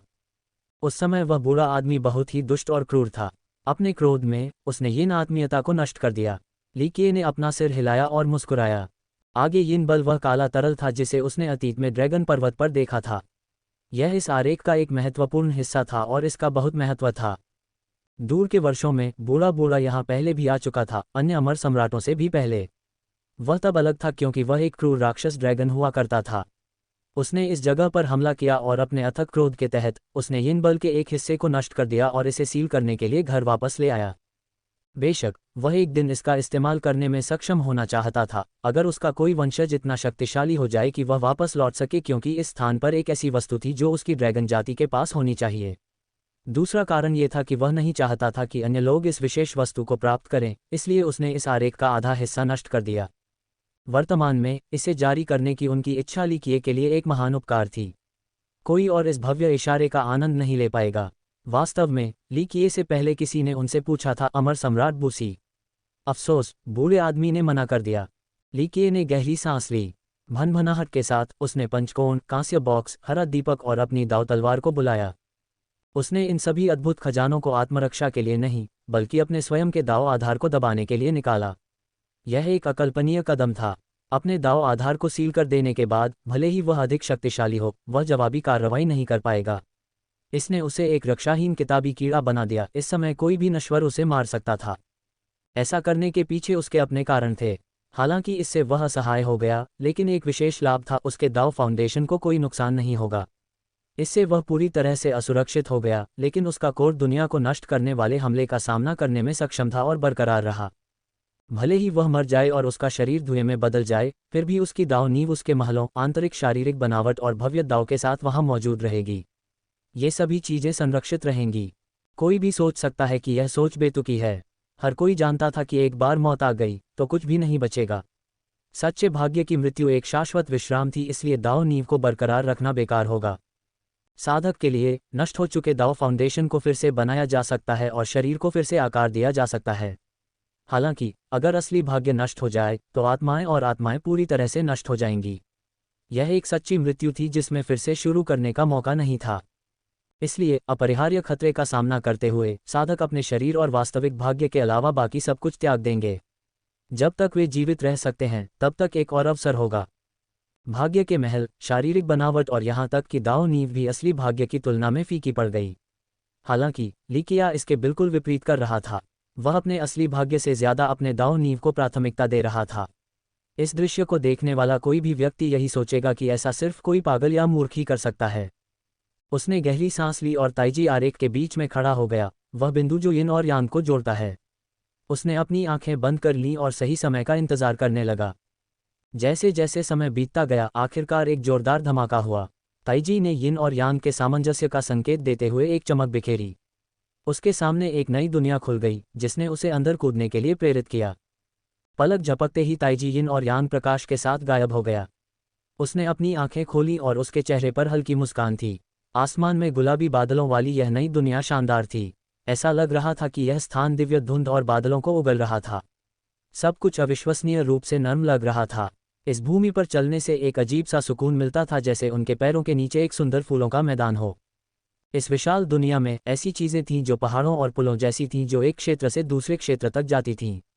इन पुलों पर चलने से स्वर्ग में चलने जैसा एहसास होता था। इससे भी ज्यादा संतोष इस जगह की सामान्य आभा से मिला। यह इतनी जीवंत थी मानो यह कोई प्राचीन युग हो। इस क्षेत्र में एक राजसी जीवन शक्ति व्याप्त थी। ऐसे असीम वातावरण में एक घूंट हवा में सांस लेने से कोई भी व्यक्ति तुरंत अमर हो सकता था। यहाँ इतने सारे खजाने छुपे हुए हैं कि हर कोई उन पर लालच करेगा। भले ही यह अमरता न दे, फिर भी ये किसी को बहुत लंबे समय तक जीने में मदद करेगा। वह हंसा। हालांकि वह दूसरों की तरह नहीं था। उसने अपनी सारी रक्त ऊर्जा को अपने दाव फाउंडेशन में एकत्रित करते हुए अपना असली भाग्य जारी कर दिया। इस तरह उसका असली भाग्य रक्षाहीन रह गया। यह आत्महत्या करने से अलग नहीं था। बेशक वह आत्महत्या करने की कोशिश कर रहा था। कुछ ही देर बाद अचानक इस स्थान पर एक बहुत बड़ी ध्वनि गूंजी। ये ध्वनि इस दुनिया की धड़कन की तरह थी, जो शक्तिशाली साधकों को भी तुरंत भस्म कर सकती थी। लिकिए की वर्तमान स्थिति का उल्लेख करना अनावश्यक था। अपने असहाय असली भाग्य के कारण वह जमीन पर गिर पड़ा और मर गया। यह कोई निलंबित अवस्था नहीं थी, ये वास्तविक मृत्यु थी। हालांकि कुछ ही क्षण बाद 18 पंखुड़ियां उसके ऊपर उभर आईं और चौथी पंखुड़ी चमक उठी। अजी, ये तो सच्ची मौत है। वह अचानक जमीन से उठ खड़ा हुआ और हंसने लगा। Chapter 1388 6 deaths materialisation teaser. लिकिए उठने के बाद आराम से टहलता हुआ लग रहा था। ऐसा लग रहा था जैसे उसे अपनी जान की परवाह ही नहीं थी। इस समय उसने फिर से उसी आत्मघाती तरीके से अपनी असली किस्मत को उजागर कर दिया। मृत्यु शास्त्र के अनुसार उसे पुनर्जीवित करने के बाद वह कुल 4 बार मरा। प्रचुर मृत्यु ऊर्जा के अपने विशेष स्तर पर आत्महत्या करना भी काफी कठिन था। उदाहरण के लिए, भले ही वह अपनी साधना को बिखरा कर रक्षाहीन हो जाए और खुद को फांसी लगाने की कोशिश करे, फिर भी ये पर्याप्त नहीं होगा। पूर्ण शक्ति के बिना कोई भी शक्ति उसे मार नहीं सकती थी, क्योंकि डेथ सील ऐसा होने की अनुमति नहीं देती थी। हालांकि ये खूबसूरत जगह अलग थी। इसमें एक बहुत शक्तिशाली शक्ति थी जो आसानी से एक गॉड किंग को खत्म कर सकती थी। दूसरे लोगों की तो बात ही छोड़िए। लिकिए ने मुस्कुराते हुए इस रहस्यमय और खतरनाक जगह को देखा। यहाँ का वातावरण जीवन से भरपूर था। जो लोग यहाँ डूब जाते थे, उन्हें निर्वाण और पुनर्जन्म की अनुभूति होती थी। फिर से जीने की एक फड़फड़ाहट सी महसूस होती थी। यहाँ तक कि जो लोग मृत्यु के कगार पर थे, वे भी बाघ की तरह खूंखार हो जाते थे। अपने जीवन के अंतिम पड़ाव पर पहुंच चुके साधक इस जगह पर आकर कई हजार साल जवान महसूस कर सकते थे। वास्तव में यह अनुमान की बोन्सिया के पास अमरता की वस्तु थी, पूरी तरह से गलत नहीं था। बेशक यहाँ मौजूद वस्तु अमरता प्रदान नहीं करती थी, लेकिन इसकी तुलना में यह और भी अधिक आकर्षक थी। धप, वह कुछ देर तक चलता रहा, फिर दिल की धड़कन फिर से गरजने लगी। असहाय लिकिए जमीन पर गिर पड़ा और एक बार फिर सच्ची मौत मर गया। अफसोस, 5वीं पंखुड़ी कतार में जल उठी। लिकिए वापस जीवित हो गया और मुस्कुराता रहा जैसे कुछ हुआ ही ना हो। केवल लिकिए ही मृत्यु को, जो दूसरों की नज़र में बहुत भयानक है, इतनी लापरवाही से ले सकता है। इस समय वह बिना किसी आशंका के चल रहा था और अपनी दाव नींव को बाकी सब चीज़ों के साथ सील कर रहा था। जब तक उसकी नींव अछूती थी, तब तक मृत्यु ने उसे कोई नुकसान नहीं पहुंचाया। ऐसी जगह पर मरना वास्तव में नुकसान के बजाय एक बड़ी फसल थी। धमाका, दिल की धड़कन की आवाज़ फिर से आई, जिससे लिकिए नीचे गिर गया और उसी भाग्य का सामना करना पड़ा। डेथ सील की छठी पंखुड़ी ठीक उसी तरह चमक उठी जैसा कि योजना बनाई गई थी। हालांकि इस बार यह पूरी तरह से अलग था। छठी पंखुड़ी से एक खिले हुए फूल की तरह एक सुंदर और चमकदार रोशनी निकल रही थी। इस दोहराई जाने वाली प्रक्रिया से ऐसा भ्रम पैदा हो रहा था कि एक महान दुनिया पंखुड़ी के अंदर अपनी चमक बिखेर रही है, एक ऐसी दुनिया जिसमें एक अविश्वसनीय शक्ति समाहित थी। Clank clank clank, death seal ने झरने की तरह एक लंबा और संकरा कानून बनाया। ये काफ़ी प्राचीन था, इस विशेष क्षेत्र से भी अधिक। ऐसा लग रहा था कि ये दुनिया के निर्माण से पहले ही वहाँ मौजूद था। इसके पुरातन मूल के बारे में जानने का कोई तरीका नहीं था। क्लैंक, धातु की क्लिक जैसी आवाज़ आई। ऐसा लग रहा था जैसे कानून किसी चीज़ पर ताला लगा रहा हो। धमाका, एक जोरदार धमाके के साथ लॉ ने जोर पकड़ा, मानो किसी चीज़ को खींचना चाहता हो, लेकिन यह विशेष वस्तु सीलबंद थी, इसलिए यह एक कठिन लड़ाई थी। ये दृश्य देखते हुए लिकिए ने प्रसन्नतापूर्वक मुस्कुराकर कहा, जो मेरा होना चाहिए वह मेरा ही रहेगा, अन्यथा सभी को कष्ट उठाना पड़ेगा। यह मृत्यु शास्त्र की जादुई संपत्ति थी। 3 मौतों से एक भाग्य बनता है, 6 मौतों से एक वस्तु बनती है, 9 मौतों से एक जीवन बदलता है, और 18 मौतें उच्च स्वर्ग तक पहुंचती हैं। लिकिए 6 बार मर चुका था, इसलिए अब उसके लिए एक वस्तु प्राप्त करने का समय आ गया था। यहाँ मरने का यही उसका लक्ष्य था। वह किसी दूसरी जगह ऐसा नहीं करना चाहेगा, क्योंकि उसकी नज़र में ये किसी बेकार चीज़ में बदल जाएगा। ये जगह अलग थी, इस जगह पर जो चीज़ मूर्त रूप लेती है वह स्वर्ग को चुनौती देने वाली होगी। क्लैंक, प्राचीन कानून से प्रकाश सूर्य की तरह ही चमकीला हो गया। इसने एक शक्तिशाली और निर्विवाद इच्छा शक्ति उत्सर्जित की। ऐसा लग रहा था कि यह खुद उच्च स्वर्ग का विरोध कर सकता है, क्योंकि यह आदिम युग के दौरान पैदा हुआ था। गड़गड़ाहट, कानून द्वारा खींची जा रही वस्तु उभरी। ये शक्ति अपनी वस्तु को छोड़ना नहीं चाहती थी और उसने अपना दमन बढ़ा दिया। अफसोस, कानून के खींचने के तहत दमन बेकार था और वस्तु लिकिए की ओर खींची जा रही थी। गड़गड़ाहट, बोन्सिया में गर्जनापूर्ण विस्फोटों की गूंज सुनाई दी। पूरा क्षेत्र आसमान तक उठती ज्वार की लहरों से हिल गया। वहां मौजूद साधकों को यह देखकर हैरानी हुई कि पूरा स्थान ऐसा लग रहा था जैसे कि दिन खत्म हो गए हों। बूम, लिक्यूई की दुनिया में वापस 9 स्वर्गों में सबसे अजेय शक्ति वस्तु को वापस लेने के लिए उभरी। अफसोस, अपने धातुमय भजनों के साथ कानून ने अपनी धीमी गति से खींचतान के साथ बढ़त बनाए रखी। ये बेकार है, चाहे आप कितनी भी कोशिश कर लें, आप आदिम अराजकता की शक्ति का विरोध नहीं कर सकते। ये हर चीज़ की उत्पत्ति है, अनगिनत युगों की शुरुआत है। ऐसी शक्ति को कौन रोक सकता है? लिकिए ने जवाब में हंसते हुए कहा, भव्य शुरुआत ने 9 शब्दों को जन्म दिया, 9 शब्दों ने 9 खजानों का निर्माण किया और 9 खजानों से 9 शास्त्र आए। इसे रोकने की कोशिश करना व्यर्थ है। बेशक, ये पूरी तरह असंभव नहीं है। मुझे मार देना सबसे अच्छा तरीका है, लेकिन आगे बढ़ो, मैं वास्तव में कई बार मरना चाहता हूं ताकि मैं अपने जीवन का आदान प्रदान कर सकूं। यह एक वास्तविक लाभ होगा, उसने व्यंग्य किया। बूम, इस क्षेत्र की गहराई में, आकाश में सबसे दूरस्थ स्थान पर एक अजेय इच्छाशक्ति प्रस्फुटित हुई। ऐसा लग रहा था कि यह सभी चीज़ों को नष्ट करने में सक्षम है। यहाँ तक कि देवराज भी इसके आने से भयभीत हो जाएंगे। वे अविश्वसनीय रूप से छोटे और महत्वहीन महसूस करेंगे। केवल अमर सम्राट ही इस इच्छा का सामना करने में सक्षम होंगे। हालांकि लिकिए अभी भी इसके सामने मुस्कुरा रहा था। उसने अपनी बाहें फैलाईं और कहा, आओ, मुझे मार डालो। अगर तुम मुझे पूरी तरह से नहीं मार सकते तो मैं यहीं अपनी जान दे दूंगा। मुझे बहुत संदेह है कि इस दुनिया में खलनायक स्वर्ग के अलावा कोई और अस्तित्व है जो मुझे मारने में सक्षम है। इस समय बोन्सिया भयानक सुनामी के साथ चीख रहा था। साधक डर से कांप रहे थे क्योंकि उनकी आत्माएं उनके शरीर से बाहर निकल रही थीं। सभी को लग रहा था कि वे इस प्रलय से बच नहीं पाएंगे। लिकिए ने खुले दिल से इसका स्वागत किया। वह अपनी 9वीं मृत्यु तक पहुंचने के लिए अपने जीवन के प्रति पूरी तरह से समर्पित होकर हंस रहा था। अंत में बोन्सिया की गहराई से आई इच्छाशक्ति ने हमला नहीं किया। ये शक्ति जिसका सामना केवल अमर सम्राट ही कर सकते थे, धीरे धीरे समाप्त हो गई। क्लिक, कानूनी कार्यवाही के बाद आखिरकार वह वस्तु सामने आ गई। इसकी आभा ने पूरे आसमान को अपनी चपेट में ले लिया।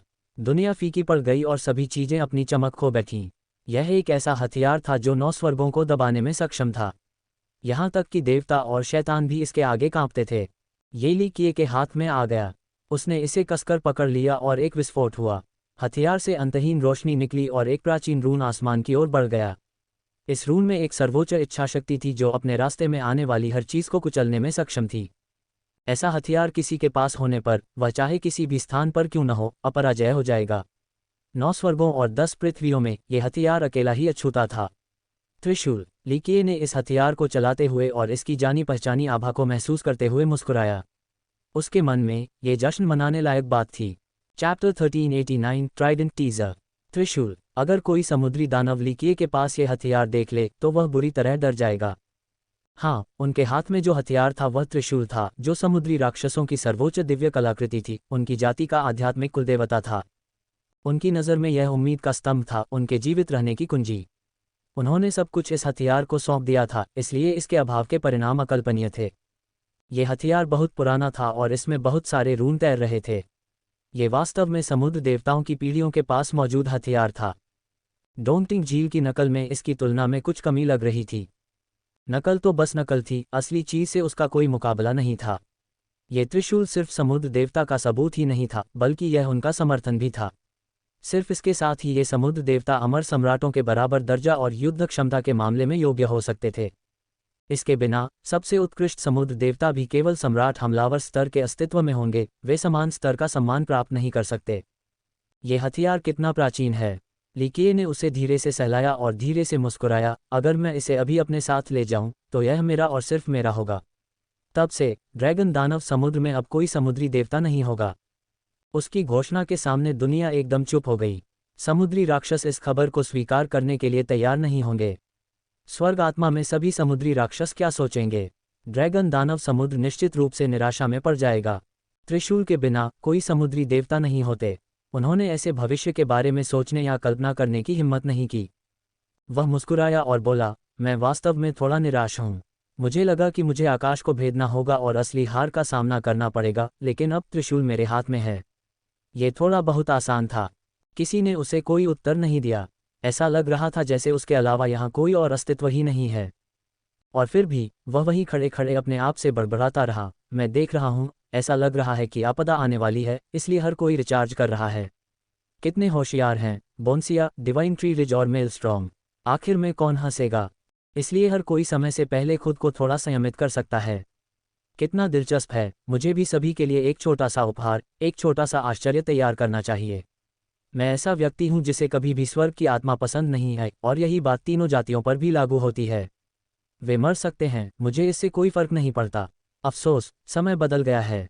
इसके बारे में सोचने के बाद मैं आकर्षक आत्माओं के साथ खड़ा होने जा रहा हूँ, इसलिए मैं उन पर अपनी शर्त का प्रतिनिधित्व करने के लिए एक उपहार तैयार करूंगा।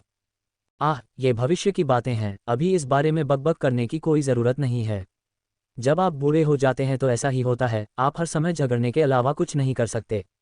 उसने मुस्कुराते हुए कहा, मैं भी थोड़ा अजीब हूँ, मुझे ऐसी चीज़ें पसंद नहीं हैं जो आसानी से मिल जाएं, इसलिए मैं ये ट्राइडेंट नहीं लूँगा। ऐसा कहकर उसने उसे लापरवाही से जमीन में डाल दिया, जैसे कि वह कोई कूड़ा फेंक रहा हो। कोई भी इस दृश्य को देखकर यकीन नहीं कर पाता। यह असली त्रिशूल था, नकली नहीं। वे सभी इस अस्त्र के महत्व और सर्वोच्च शक्ति को समझ गए थे। मैं आज यहाँ त्रिशूल के लिए नहीं हूँ, इसलिए मैं इसे किसी वस्तु के बदले में दे दूंगा। उसने इसे फिर से देखने की जहमत नहीं उठाई। उसकी नज़र में ये पूरी तरह से महत्वहीन था। उन्होंने शांति से कहा, यह कुछ ऐसा है जो प्राचीन काल में खो गया था और यहाँ पाया गया। इसे यहाँ छोड़ना पूरी तरह से निरर्थक होगा, इसलिए मैं इस हथियार को किसी और चीज़ के लिए बदलना चाहता हूँ। पागल आदमी का खुद से बात करने का नाटक जारी रहा। उसकी अभिव्यक्ति गरिमापूर्ण और ठंडी हो गई। चाहे आप सहमत हो या नहीं, मैं इसे अपने साथ ले जाऊंगा। सहमत हो जाओ और सभी खुशी खुशी साथ आ सकते हैं। त्रिशूल हमेशा इस जगह और समुद्री राक्षसों का रहेगा। अगर नहीं, तो मैं न केवल उस वस्तु को ले जाऊंगा, बल्कि इस भूमि को पलटने के बाद त्रिशूल भी मेरे साथ आ जाएगा। दुनिया अभी भी चुप थी, उसने उसकी बात अनसुनी कर दी थी। लिकिए ने केवल हंसते हुए कहा, मेरा धैर्य सीमित है, जल्दी से निर्णय लेना बेहतर है। बेशक, अगर कोई चीज़ या कोई ऐसा व्यक्ति है जो सोचता है कि वह मुझे नष्ट कर सकता है या मुझे यहाँ फंसा सकता है, तो मैं सभी प्रयासों का स्वागत करता हूँ। मैं वास्तव में देखना चाहता हूँ कि किसी दुनिया को चुनौती देना कितना कठिन है। उस समय मैंने पुराने खलनायक स्वर्ग के स्थान पर काफ़ी समय तक कष्ट सहा, लेकिन हार का स्वाद मुझसे दूर हो गया। क्या आप मुझे फिर से इस अनुभूति को महसूस करने देंगे, ये देखने के लिए कि क्या ये स्थान मुझे संभाल सकता है? वह कुछ देर के लिए रुका और फिर मुस्कुराया, एक और बात है जो मैं लगभग भूल ही गया था। मैंने छोटी बच्ची को बाहर ले गया हूँ। सच तो यह है कि मैं आज कुछ परेशानी पैदा करना चाहता हूँ ताकि बोन्सिया ज़्यादा जिंदा हो जाए और वह जल्दी ही अपनी चेतना वापस पा सके। मैं ऐसा ही हूँ। जो लोग मुझे परेशान करते हैं, मैं उन्हें कभी इतनी आसानी से नहीं छोड़ूंगा। हाँ, मेलस्ट्रॉम, दिव्य रिज और मैं भी। क्या बोन्सिया उस दिन तक इंतजार कर पाएगी? मौन अभी भी इस दुनिया का राग था।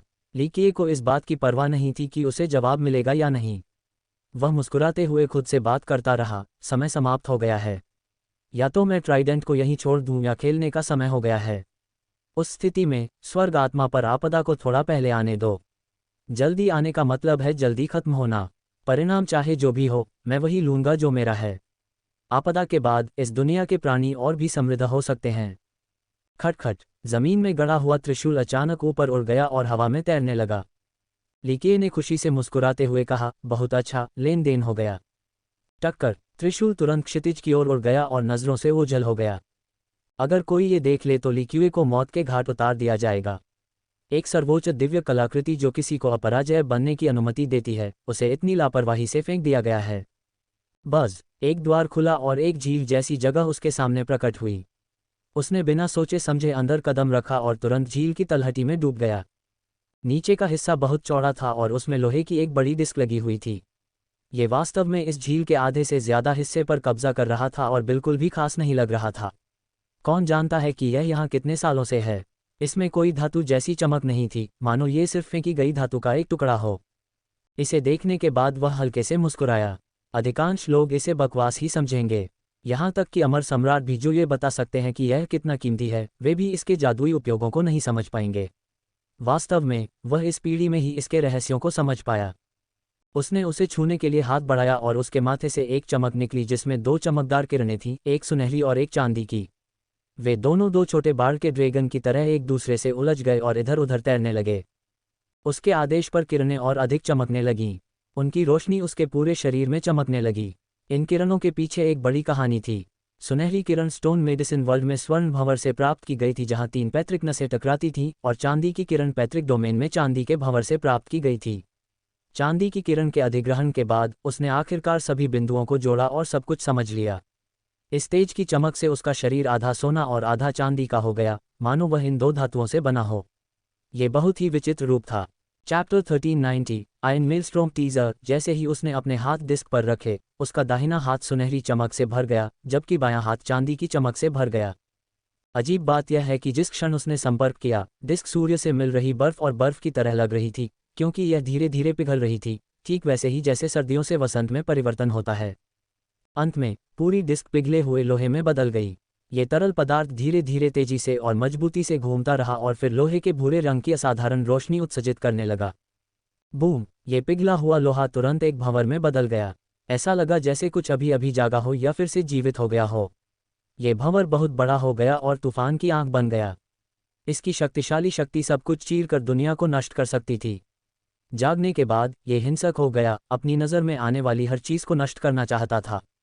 बज़ लीकेये ने एक बार फिर अपनी क्रिस्टल काया को सक्रिय किया और इस लोहे के रंग के भंवर में प्रवेश किया। गड़गड़ाहट! जैसे ही उसने अंदर पैर रखा, पूरा भंवर हिल उठा, मानो उसे प्रवेश करने से मना कर रहा हो। धमाका! तेज घुमाव और भी ज्यादा तेज हो गया। एक विशालकाय हाथ के रूप में एक भयानक शक्ति उसे चूर्ण में बदलना चाहती थी। हालांकि क्रिस्टल की काया के कारण ये शक्ति उसे जरा भी नुकसान नहीं पहुंचा सकी। इस बीच वह अपने हाथों से रूनिक शब्दों को परिष्कृत और उकेर रहा था ताकि लोहे के भंवर पर एक अमिट छाप छोड़ सके। गड़गड़ाहट! भंवर ने स्वाभाविक रूप से इस कार्रवाई का विरोध किया और दुनिया को हिला दिया। इसने अपने अंतिम रक्षात्मक गठन का उपयोग किया जो सब कुछ टुकड़े टुकड़े कर सकता था। कुछ भी मेरी इच्छा को रोक नहीं सकता। लीकेये को इसकी बिल्कुल भी परवाह नहीं थी और वह भंवर के संघर्ष को देखकर बस मुस्कुरा दी। उसके माथे से निकली सुनहरी और चांदी की किरणें और भी ज्यादा चमकीली हो गईं। वे फिर से बाहर निकली और तुरंत लोहे के भंवर के सबसे गहरे हिस्से में जा गिरी। रेशम जैसे छोटे छोटे कानून जो नंगी आंखों से लगभग अदृश्य थे, धीरे धीरे लोहे के भंवर में घुसते चले गए। इसकी हिंसा वास्तव में एक उग्र ड्रैगन के शांत होने की तरह शांत हो गई। लीकेये ने कानूनों को परिष्कृत करना जारी रखा और इस इकाई को स्थायी रूप से चिन्हित करने के अपने लक्ष्य को पूरा करने के लिए भंवर में और अधिक रून उकेरे। वर्तमान में वह अकेला व्यक्ति था जो इन भंवरों के रहस्यों को सही मायने में समझता था और साथ ही उनके वास्तविक उपयोग को भी। आखिरकार काम पूरा हो गया। उसने मुस्कुराते हुए अपने काम को देखा। मैं जल्द ही 9 स्वर्गों में वापस लौट जाऊंगा। उस समय देवता और सम्राट भी मारे जाएंगे यदि वे मेरा रास्ता रोकने की कोशिश करेंगे। ये कहते हुए उसने अपनी नज़रें ऊपर उठाईं। क्लैंक! धातु के टकराने की आवाज़ें गूंज उठीं। लोहे के भंवर की गहराई में मौजूद सुनहरी और चांदी की किरणें उसके माथे पर लौट आईं। हालांकि इस बार उनके साथ एक और साथी था, लोहे के रंग वाली किरण। तीनों किरणें आपस में इस प्रकार लिपटी हुई थीं और साथ साथ चल रही थीं मानो वे 3 जुड़वा हों। गड़गड़ाहट! लौह किरण के चले जाने के बाद पूरा भंवर और भी तेजी से घूमने लगा। वह मुस्कुराया और बोला, अब जाने का समय आ गया है। हम फिर मिलेंगे और उस दिन मैं सबका शासक बन जाऊंगा। ऐसा कहकर वह लोहे के भंवर से बाहर निकल गया। धमाका! उसके जाने के तुरंत बाद दुनिया हिंसक रूप से कांप उठी। लोहे का भंवर ऊपर की ओर उड़ा और अंतरिक्ष को चीरता हुआ इस दुनिया से चला गया। कोई भी ताकत इसे दबा नहीं सकती थी क्योंकि इसके जाने से इस स्थानिक क्षेत्र में भी एक छेद रह गया था। लीकिये इस घटनाक्रम से खुश था और वह भी चला गया।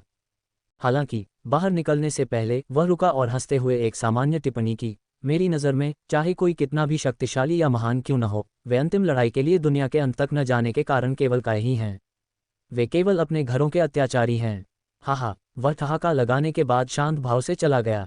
शुरू से आखिर तक ये दुनिया खामोश रही। कोई भी अस्तित्व उसे उत्तर नहीं दे रहा था। ऐसा लग रहा था जैसे वह कोई पागल आदमी हो जो अपने आप से बड़बड़ा रहा हो। तारानकन तारानकन तारानकन। बोन्सिया में भूकंप के तेज झटकों ने कई लोगों को भयभीत कर दिया। भूकंप शांत होने के बाद भी वे डरे हुए थे क्योंकि उन्हें नहीं पता था कि क्या हुआ था। क्या बोन्सिया में अभी अभी कोई बड़ा परिवर्तन हुआ है? इस सारे शोरगुल के बीच एक महान व्यक्ति ने अनुमान लगाया। वास्तव में समुद्र में काफ़ी परिवर्तन हुआ, लेकिन बाहरी लोग यह नहीं बता सके कि वास्तव में क्या परिवर्तन हुआ। इस क्षेत्र में किसी और से पहले ही कोई व्यक्ति एक विशेष स्थान पर जा चुका था। यह एक छोटा सा कंकाल था, लॉर्ड बोन्स। वह बोन्सिया के कांपने से खुश भी था और हिल भी गया था। यह पागलपन है, उसने व्यावहारिक रूप से ट्राइडेंट प्राप्त कर लिया है, ऐसा कुछ जो पहले किसी ने नहीं किया है। ये पर्दे के पीछे का वह काला हाथ है जो आपके लिए 9 दुनियाओं को नियंत्रित कर रहा है, वह शैतान राजा जो अमर सम्राटों का वध कर सकता है। डार्क क्रो की किंवदंतियों के बारे में सोचते हुए वह कांप उठा। 9 स्वर्गों और 10 पृथ्वियों में शायद यही एकमात्र इकाई थी जो बलपूर्वक त्रिशूल को जब्त कर सकती थी। जो असंभव लगता था वह हमेशा उसके द्वारा अन्यथा सिद्ध होता था। अफसोस, बोन्स के पास अभी सोचने के लिए ज़्यादा समय नहीं था क्योंकि वह इस पल का इंतजार कर रहा था। वह हर किसी से बेहतर जानता था जिस पल लीकिये ने त्रिशूल प्राप्त किया, वह धरती को हिला देने वाले परिवर्तनों के कारण इस स्थान पर सबसे सुरक्षित क्षण था। मैं अमीर बनने जा रहा हूँ। उसकी आंखें चमक उठीं और वह तुरंत चिल्लाते हुए अंदर भागा। इस सारी दौलत के साथ मुझे जीने के लिए अब बोन्सिया पर निर्भर रहने की ज़रूरत नहीं होगी। हे, बूसी तुम बदमाश हो, बस तुम रुको, मैं तुम्हारी खाल नोच लूँगा और तुम्हारी हड्डियाँ तोड़ दूँगा। फिर हम देखेंगे कि क्या तुम मुझे फिर से धोखा देने की हिम्मत करते हो। वह अच्छी तरह से तैयार होकर आया था, इसलिए यात्रा में ज़्यादा समय नहीं लगा। वह तुरंत ही जल्दी में निकल गया। इस बार यह वाकई बहुत बड़ी रकम है। वह एक भूखे भूत की तरह काफ़ी संतुष्ट दिख रहा था जिसने अभी अभी पूरा खाना खाया हो। कोई भी उसके हिलते गालों से यह बता सकता था कि वह मुस्कुरा रहा था। बोन्सिया कुछ ही देर बाद फिर से शांत हो गया, इसलिए बोन्स ने एक और बदलाव देखा। वह हिल गया और डर कर चिल्लाया, ओह माँ, ये सही नहीं हो सकता। उसने वास्तव में ट्राइडेंट वापस दे दिया। वह क्या कर रहा है? वह चिंतन में खो गया और बुदबुदाया, उसने त्रिशूल क्यों लौटा दिया? उसकी इच्छा क्या है? बोन्स ने नहीं सोचा था कि लीकिये की हत्या कर दी गई है क्योंकि उसने सुना था कि डार्क क्रो को कोई नहीं मार सकता। ये वह व्यक्ति था जिसने अमर सम्राटों को मारने की हिम्मत की थी, इसलिए उसने निश्चित रूप से बोन्सिया आने के बाद सुरक्षित भागने की योजना बनाई होगी। आखिर किस तरह की वस्तु ने उसे त्रिशूल त्यागने पर मजबूर किया? वह अचंभित होकर खड़ा हो गया और उसे याद आया कि लीकिये त्रिशूल नहीं बल्कि किसी और चीज़ के लिए आया था। वह इस विशेष विषय के बारे में बहुत उत्सुक हो गया। हालांकि लीकिये ने अपना लक्ष्य बता दिया था, फिर भी उसे त्रिशूल अपने पास रखना चाहिए था।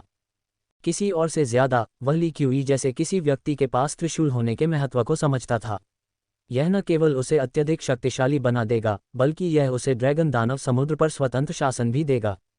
सर्वोच्च और समुद्री देवता दोनों ही बिना विरोध करने का मौका दिए केवल उसके नरसंहार का इंतजार कर सकते थे। समुद्री राक्षसों के लिए त्रिशूल खोने के परिणाम अकल्पनीय थे। वे भविष्य में और अधिक समुद्री देवताओं का उत्पादन करने में सक्षम नहीं होंगे। इसका मतलब था कि तब से उनका आध्यात्मिक कुलदेवता खो जाएगा। वे अब स्वर्ग आत्मा में खड़े होने के योग्य नहीं होंगे और अब आकर्षक आत्माओं और राक्षसों के खिलाफ मुकाबला करने में सक्षम नहीं होंगे। हे भगवान, हेवन स्पिरिट अभी अभी लगभग समाप्त हो गया था। बहुत देर बाद उसे होश आया और उसने कहा, बोन्सी अभी उपज दे रहा है। उसे आंतरिक पेचीदगियों का पता चल गया।